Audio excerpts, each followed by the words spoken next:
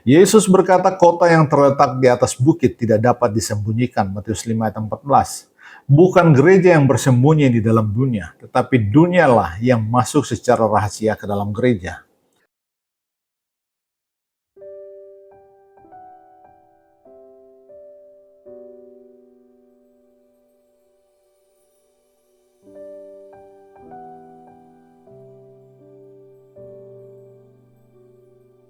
Hari ini kita masih melanjutkan pembahasan kita tentang perumpamaan ragi dan kita sampai pada bagian kedua, yakni tentang roti.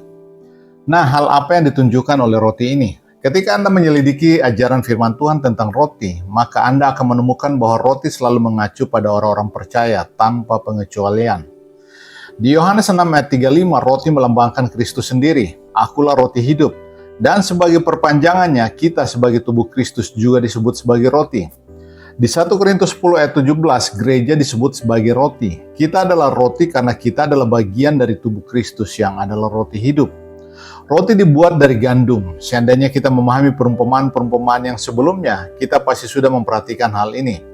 Di dalam perumpamaan tentang seorang penabur, apa yang ditabur oleh penabur? Gandum. Di dalam perumpamaan tentang lalang di antara gandum, Yesus memberikan petunjuk bahwa gandum mengacu kepada orang-orang percaya. Seolah-olah ini masih belum cukup jelas. Kita mendapati Yesus berkata kepada Petrus di Lukas 22 ayat 31, Simon, Simon, lihat, iblis telah menuntut untuk menampik kamu seperti gandum. Apa yang diwakili oleh gandum? Dalam setiap contoh, gandum selalu mewakili orang percaya. Gandum tidak pernah mewakili orang yang tidak percaya. Hal berikut yang perlu diperhatikan adalah fungsi ragi di dalam roti. Apakah sumbangan ragi kepada roti? Tidak ada sama sekali selain udara panas. Ketika ragi menjadi hangat, ia mengeluarkan semacam gas yang membuat roti mengembang. Hanya sebatas itu saja fungsinya. Kata kembung atau mengembang atau papap di dalam firman Tuhan selalu menunjuk kepada kesombongan dan pengaruh jahat. Dalam 1 Korintus 5 ayat 7, Paulus berkata, buanglah ragi yang lama itu. Beberapa ayat sebelumnya, ia berkata, sekalipun demikian kamu sombong. 1 Korintus 5 ayat 2. Banyak kali saya memandang pada gereja tertentu, bagaimana mereka memperagakan batu-batu kristal dalam gedungnya. Audio terbaru, jumlah jemaat yang besar, jubah-jubah adat dengan salib-salib emas yang dihiasi dengan permata-permata dan cincin delima, dan hal-hal seperti itu. Saya merasa gelisah saat melihat pemimpin-pemimpin gereja dipanggul dan dipawaikan seolah-olah mereka tidak bisa berjalan sendiri.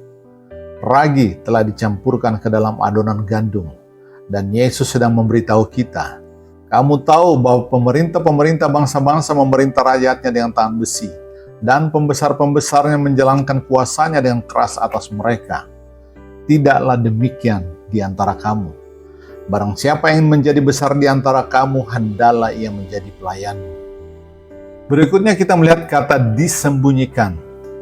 Perumpamaan ini berkata, ragi yang diambil seorang perempuan dan diadukan, atau menurut Yunani asli, disembunyikan ke dalam tepung terigu. Kata sembunyi menunjuk pada dua hal. Pertama, tindakan yang bersifat rahasia, dan yang kedua, usaha untuk menutupi sesuatu. Apakah Allah menyembunyikan kerajaannya ke dalam dunia? Kerajaan Allah tidak datang dengan cara yang tersembunyi.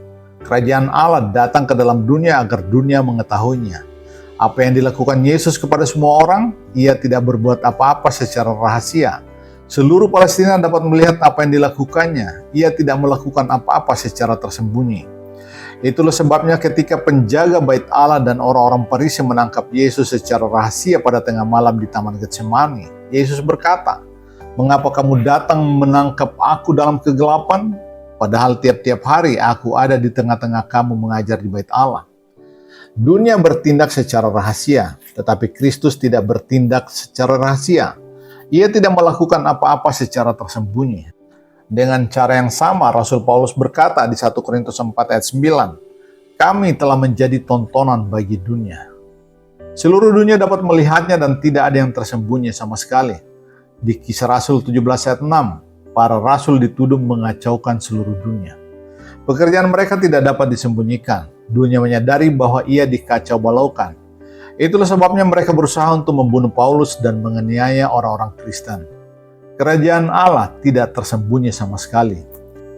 Di 2 Korintus 4 ayat 3-4 Paulus berkata, "Jika Injil yang kami beritakan masih tertutup juga, maka ia tertutup untuk mereka yang akan binasa, yaitu orang-orang yang tidak percaya, yang pikirannya telah dibutakan oleh ilah zaman ini, sehingga mereka tidak dapat melihat cahaya Injil tentang kemuliaan Kristus yang adalah gambaran Allah. Jika Injil tertutup, iblislah yang menutupnya, yang membutakan mata mereka agar tidak dapat melihat kemuliaan Kristus." Yesus berkata, kota yang terletak di atas bukit tidak dapat disembunyikan, Matius 5 ayat 14. Bukan gereja yang bersembunyi di dalam dunia, tetapi dunialah yang masuk secara rahasia ke dalam gereja. Di Yudas ayat 4 disebutkan tentang orang-orang tertentu yang masuk menyusup ke dalam gereja. Mereka adalah guru-guru palsu yang bekerja secara tersembunyi di dalam gereja. Pengaruh gereja tidak pernah bekerja dengan cara yang tersembunyi. Sebaliknya, ia selalu berkembang dari krisis demi krisis. Apa yang kita maksudkan dengan krisis? Saat Anda mendengar Injil, ia menantang hati Anda, dan Anda mulai merasakan krisis di dalam batin Anda. Di sepanjang sejarah gereja, kerajaan Allah selalu berkembang dari krisis demi krisis. Pada saat Injil mencapai Anda akan berhadapan dengan sebuah krisis. Pada zaman pemerintahan Romawi, mereka dapat menemukan orang-orang Kristen dengan mudah sekali. Mereka hanya diminta untuk mempersembahkan kemenyan kepada kaisar. Dan siapa saja yang tidak mau mempersembahkan kemenyan kepada kaisar atau berhala, dengan segera Anda bisa mengenali dia sebagai orang Kristen. Lalu bagaimana dunia menyusup ke dalam gereja? Kita telah melihat bahwa bukan gereja yang bersembunyi di dalam dunia, tetapi dunialah yang bersembunyi di dalam gereja dan bekerja dari dalam untuk mengembungkannya atau merusakkannya dari dalam. Kebanyakan orang Kristen tidak jatuh karena penganiayaan. Kita sudah sering melihat orang Kristen yang bertahan dalam penganiayaan dengan tabah. Ada yang diusir dari keluarga mereka dan kehilangan warisan sebanyak jutaan bahkan miliaran rupiah. Ini bukanlah sesuatu yang saya besar-besarkan. Ada seorang teman, dia adalah anak dari pemilik perkebunan karet di Malaysia. Ketika ia bertobat, orang tuanya tidak mengakuinya lagi. Ia diminta untuk membuat satu pilihan, berhenti menjadi orang Kristen atau namanya dihapus dari surat wasiat. Teman ini memilih untuk mengikut Tuhan, dan sebagai akibat dari keputusannya itu, ia diusir dari keluarga. Ia diburu dan dianiaya, tetapi ia menerima semua perlakuan itu dengan tabah. Akan tetapi tahukah Anda apa yang menghancurkan dia pada akhirnya? Pengaruh dunia yang tersembunyi. Inilah yang lebih berbahaya dari apapun. Dan hal inilah yang ingin disampaikan oleh Yesus kepada kita semua melalui perumpamaan yang singkat tetapi penting ini.